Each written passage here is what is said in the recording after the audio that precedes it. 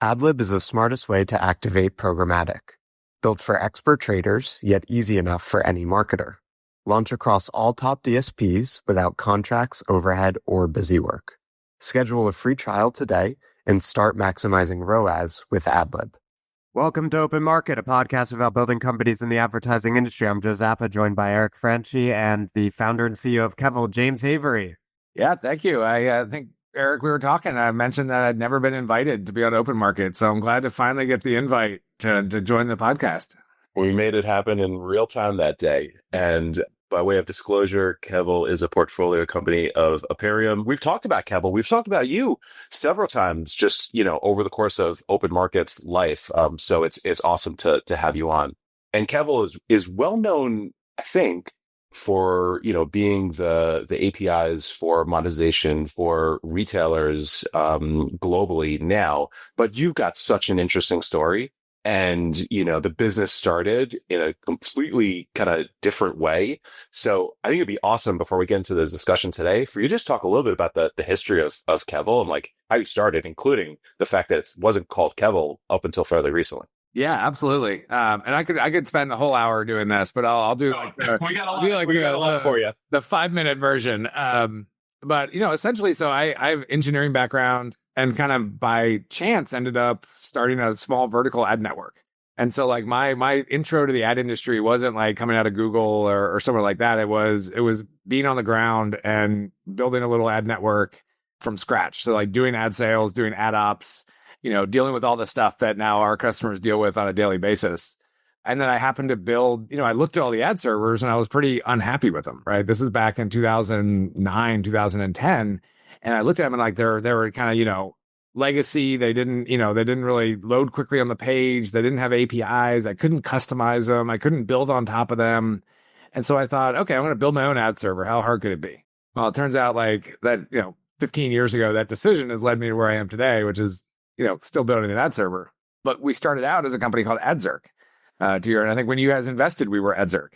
And the idea of AdZerk was really coming from, okay, we built this ad server, but we can't compete with Google, right? Like we learned that pretty quickly. Like, Google has a bunch of bundled demand, which they may or may not have gotten in trouble for recently.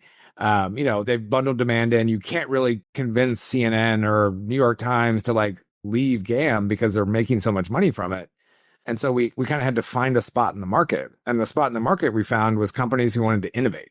And that's what really always, like, it has always, been my passion, right? Is like, how do I help a company innovate? And so, some of our early customers was Reddit. So Reddit signed with us in 2012. There were like 15 people at Reddit at the time, just kind of, figuring out how do they build ads. And they used our APIs to really build this really, pretty sophisticated ad platform.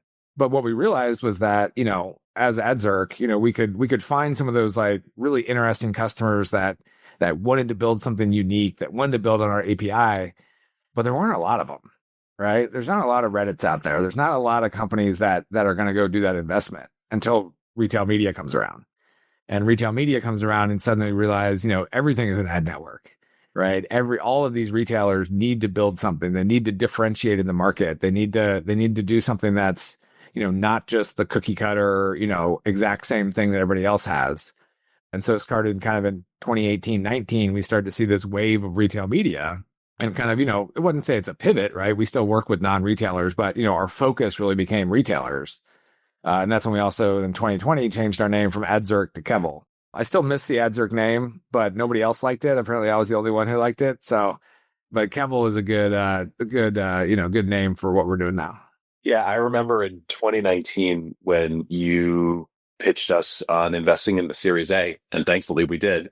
I talked about this previously in another pod. Like you predicted the future. You predicted two big things. So the first was the rise of the API-driven companies, and the second was the rise of retail media.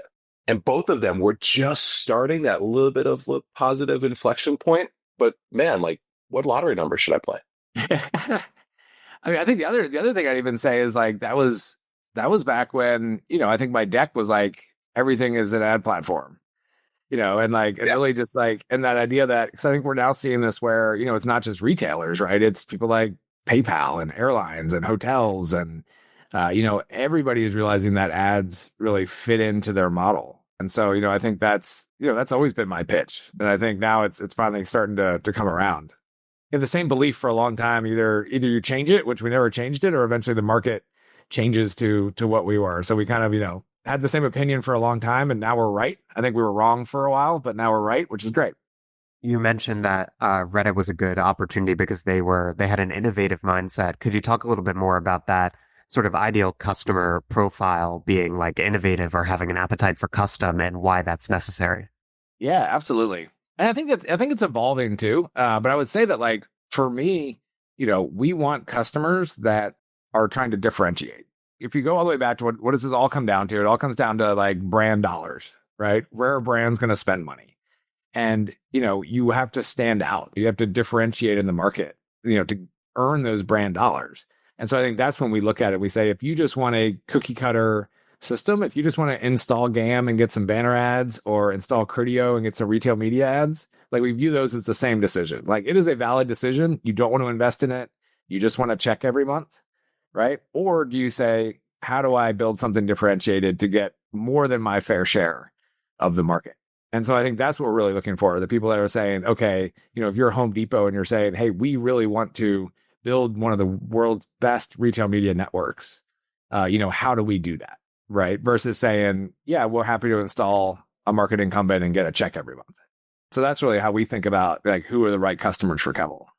That's interesting. And I feel like I can detect there the way the story has probably evolved over the intervening decade, right? Because in the beginning, it might have been innovative, like take a chance on us, don't just settle for GAM, whatever. But now everyone has a commerce media network, right? So now it's not just like innovate. There's a huge crowd out there and you have to stand out from them. Yeah, absolutely. And even back then, our pitch was more to traditional publishers, right? Which did not work, right? Like this pitch and approach didn't work. I mean, it worked well enough to keep us in business for a couple of years, but it was saying, hey, like instead of just, putting your inventory out on the exchanges and, seeing what happens, what can you build that's unique and differentiated and interesting? And we would have some publishers do it. And then we look back, like there's publishers that always kind of tried to do this, right? Like BuzzFeed tried to do this with like different kind of units and different kind of ways of innovating. You just found that traditional publishers weren't the market that was going to do that, right? Social networks were, kind of people like that. Like we work with Strava, right? Like Strava's done some interesting, innovative things, or Yelp, right? Like there's companies that aren't retailers that are kind of innovative in the space, but it just turns out it was definitely not a traditional publisher. Like they were going to, optimize their header bidding stack well before they ever sat down and said, what's a unique thing that we can sell to brands to really, innovate in advertising. Eric and I were just doing a podcast, the two of us, before this recording, and we were talking about a story and how a story isn't just about what you do and for whom. It's about what's wrong with the status quo and sort of how your customers are being screwed over and then how you're going to fix the industry to their betterment, right? And so I think with retail media and with where Kevel sits, it seems like there's a natural story there in the sense of it's like you're being underserved by Google, certainly, which doesn't really care about this market and doesn't innovate. And then Criteo, which is probably a more like provocative take. And I've been clear for a long time that Kevel kind of sits in that position in the retail media landscape, but not necessarily what the exact critique of Google and Criteo is. So could you elaborate on that? To me, it comes down to just differentiation.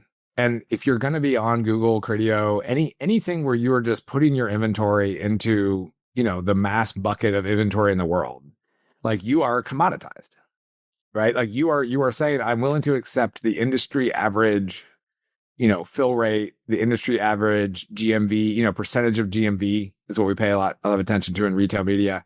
That's okay. And for some people, that probably is okay, right? But I think for businesses that want to get more than their average share, they have to go invest and differentiate and innovate. And I think that's where our focus is. We look at Amazon and we say, okay, Amazon has built the world's best retail media network, right? Like there's nobody here who would debate that. Everybody is trying to chase, like, how do we build something as good as Amazon? And the answer is that you're never going to get there, taking something off the shelf and just slapping it in there and being like, we're now as good as Amazon. That doesn't happen. And so really it takes like, what are companies that are really investing and figuring out how do we build something as good as Amazon? And it's going to be a little bit different for everybody, right? Different retailers have different ways of working. We work with one retailer that does a lot of subscriptions, right? So it's like you're not going to the site all the time. You go there and you subscribe, and it comes to your house for 6 months or 9 months or 3 years. You have to sell that differently, right? If you sell it through a commoditized platform, you're not getting paid for that.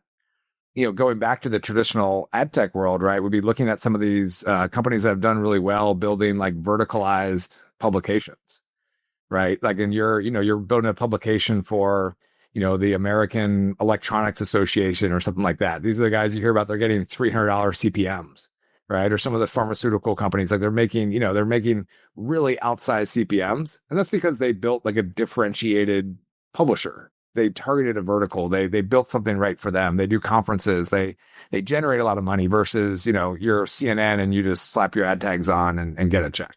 We've been talking about this from the lens of the publisher or the lens of the retailer.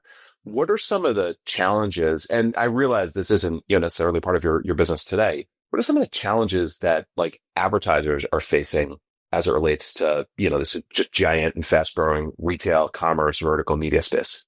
Yeah, I mean, I think it's really interesting. There's it's something we do spend more and more time like listening to and trying to understand what brands and advertisers want, because it's what our customers are going to want. And so I think for them, a lot of it is coming down to, access to data and measurement and really understanding what's the effectiveness of it. And so retail media is a little bit different than kind of traditional ad tech, in that some of this money is basically guaranteed. Like some of it's negotiated through a larger deal.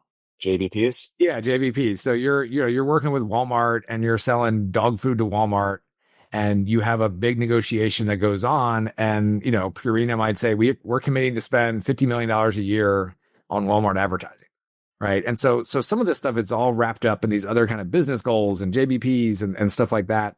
And then it's like, how do you make that effective, right? How do you make that $50 million effective? But then the really big question is, well, how do you get the next 50 million? Right? How do you become a growth source so that they're not saying we're just spending the trade dollars or just spending the JBP dollars, but we're really saying, how do we spend more? How do we want, and that's, measuring ROAS and measuring incrementality and really understanding the full like flow of commerce. One thing that we've been working with one of our customers on is like online, offline attribution. When you look at grocery, right? Like vast majority of grocery still happens in a grocery store, right? But people do research online, and they're researching online on site or off site. And then that's leading to in-store purchases. And if you can't track that, you can't really show the effectiveness to a retailer. And so, getting to the bottom of a lot of that measurement is like, that's what the brands want. Like they just want to spend, to move stuff off shelves. Not a lot of ambiguity here, right? It's not weird brand dollars, doing Super Bowl ads. It's like, we want to put $1 in and we want to move $4 to $5 worth of product off a shelf. And if you can show us that works, like we will do it all day long and give you as much money as we can. As the custom ad server builder, are you in a particularly good position to answer those questions?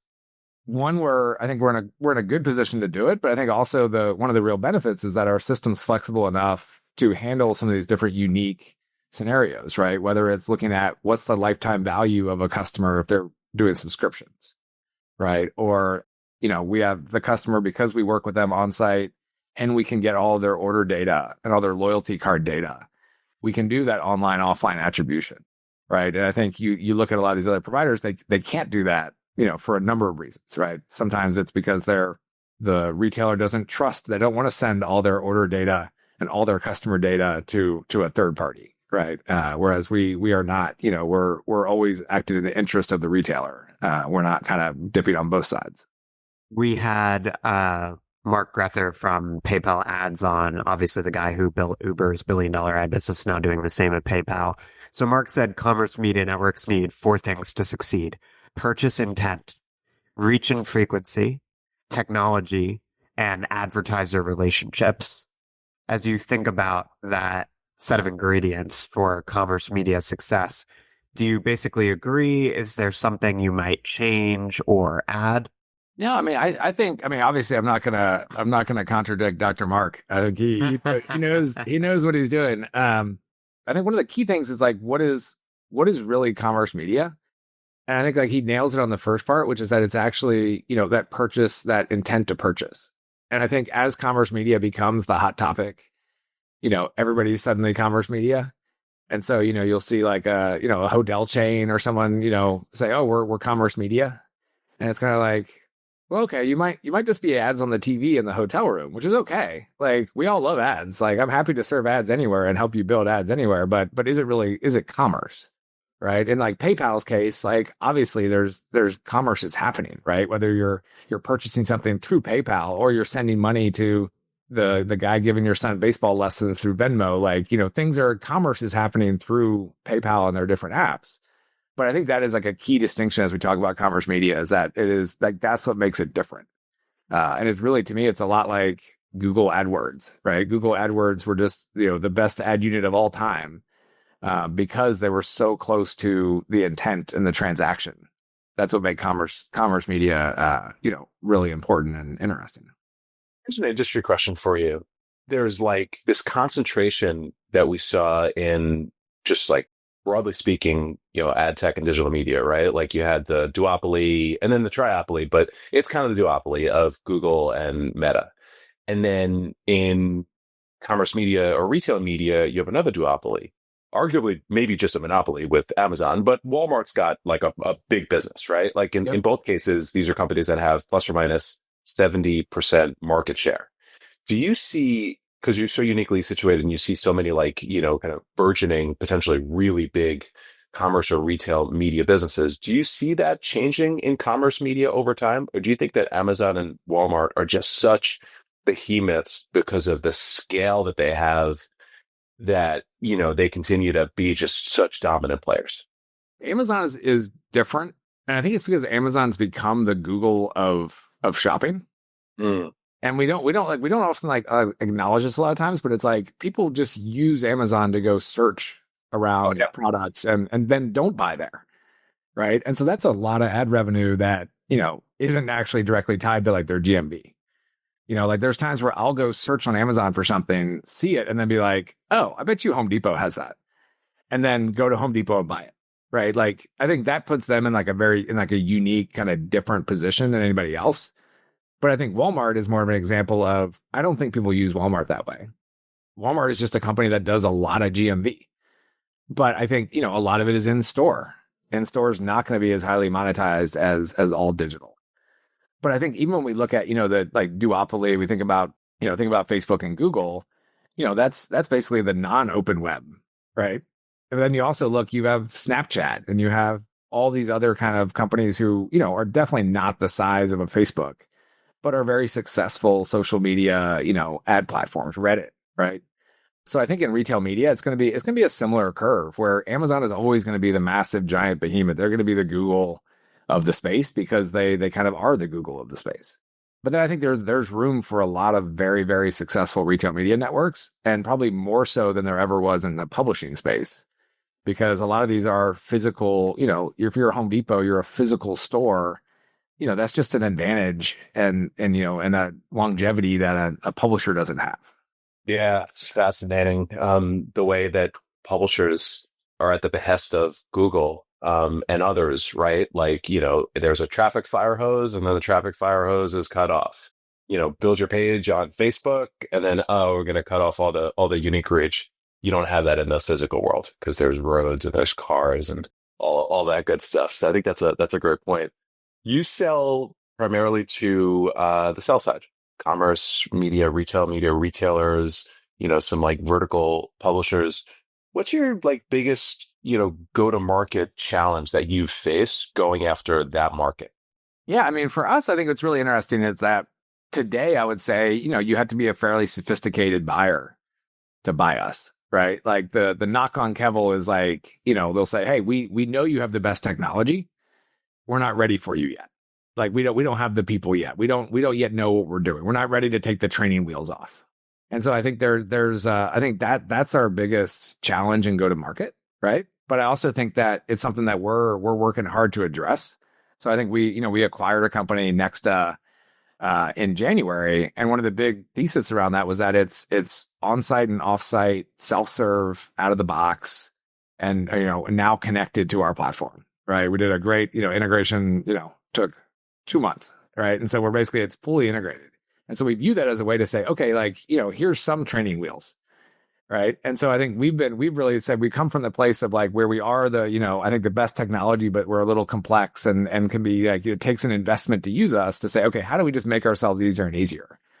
And so that acquisition was a big part of how do we make ourselves easier? You don't have to build your own self-serve. You don't have to use a separate company for offsite. You can kind of get a retail media network up and running really quickly with self-serve payments, everything integrated, and still have the best custom ad server behind that. When I think about our go-to-market, like that's the big, goal for this year is just make it easier and easier and easier to reach more of the market. So you have to be less of a sophisticated retailer or, investor. It's interesting because if you look at the copy at the top of your website, it says, bring your retail media tech in-house. And so this is very differentiated because I think everyone has always known that that's kind of what Kevel stands for and that makes you different from like Criteo or Google, right? That it's all about this like custom thing and designing your retail media platform to your specific business.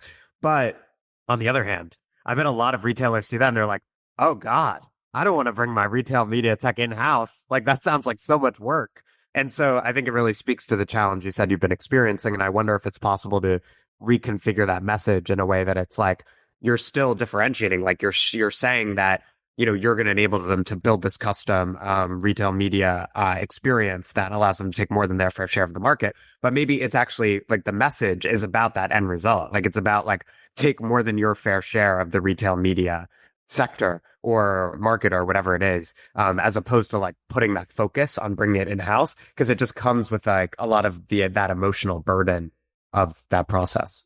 Yeah, no, absolutely. And I think I like to make the analogy of like we sell a box of Legos and we're like, hey, here's this box of Legos and we'll give you some different instruction sets and talk to you about how you build it. But sometimes people are like, well, I just want the thing. Right. And I want to configure a little bit. I want to move this block here and move this block here. And so I think that's how we've been thinking more about it is like, how do we provide that out of the box, ability, but then you can customize it and go deeper. Because a lot of times what we see customers today is they'll come to us and they'll look at us and they'll look at, Criteo or something like that. And they'll choose Criteo. And then 2 years later, they'll come back and say, okay, now we're ready for you. But now they have to do a whole migration. And now they have to do a whole, it's a lot of work. And so the question is, hey, can you just start on us? And then when you're ready in a year or 2 years to customize things and go deeper, maybe you want to build your own self-serve in the future, you can do that in the future. You don't have to do it right now. But I 100% agree with you on like, thinking about our messaging, in-housing can be scary and can be a big investment. And I think in the long run, it is the right move. But, it's how do you provide that step way to get there as opposed to saying, you got to do this all right now. Yeah. It's like one, you don't want to provide the medicine up front, right? Like you always want to like get the honey up front and then like the medicine just like slip it. It's when you feed your dog a pill, but it's in peanut butter, Yeah. So there's like that part of it. But then it's also about striking this delicate balance because like on the one hand, your message, like it should alienate some percentage of the audience because there might be a percentage of your audience that is just fine with Google or Criteo, right? And that does just want the standard and they don't give a shit. And it's like, all right, you want those average fill rates? Like good, go with that. Yeah. But, and we're okay with alienating those people, but we also want to make sure we're not alienating that some percentage of the market where it's like they would be open to what we're doing, but they just on the front end, they get a little scared about the amount of work. We want it to be like soft enough that we like lure those people in and then we can make the case to them while also being okay, clarifying what we're doing in our differentiators and being like, look, if you don't want to do any work and you just want the average, like it's okay. You're not for us. Yeah. No, and it's like, I think it's a great example of, I think when you look at like some luxury goods, right? You think about like Rolex, right? And like Rolex shows all their campaigns are all like this taken to the top of Everest, or McEnroe is wearing his Rolex while he plays tennis. But most likely you're going to like a finance meeting on Wall Street wearing your Rolex, right? But you're buying the what the potential of it is, right? Or all the BMWs that are dropping kids off at daycare. They're not racing through the mountains.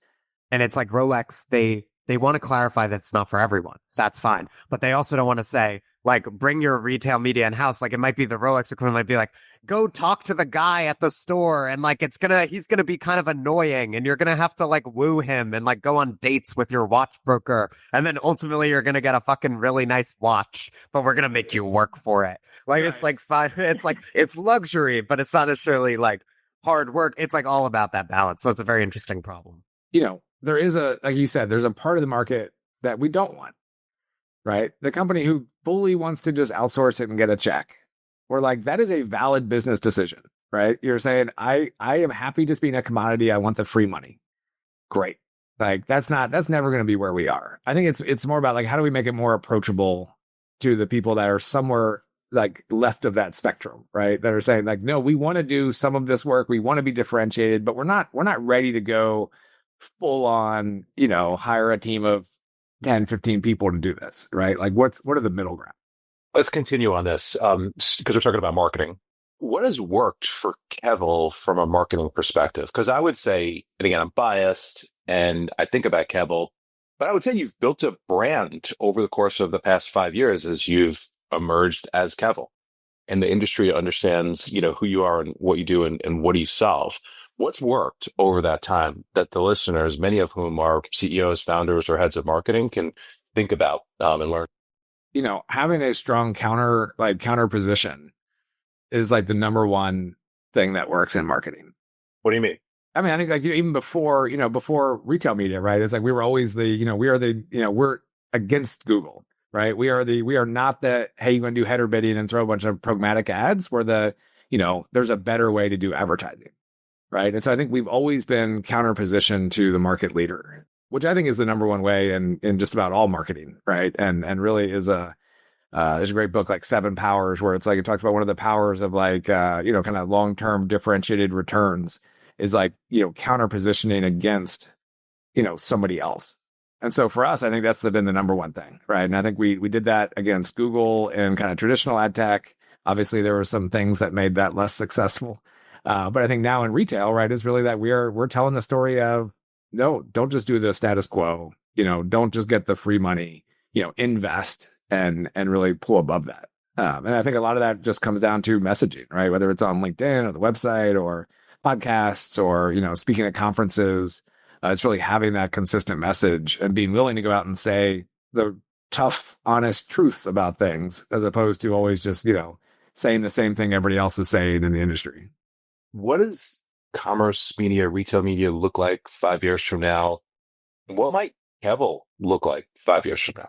Yeah, I think we're gonna be a lot bigger, and I think we're gonna be running, an even larger percentage of commerce media. But I think a lot of what's happening right now is like I think there are a lot of technology advancements around things like attribution and measurement. But I think the other really interesting one is really understanding, how are people going to be buying retail media, right? And what does that look like in the future? And so like we've done some work. We started like a working group to say, isn't this stuff going to be bought programmatically?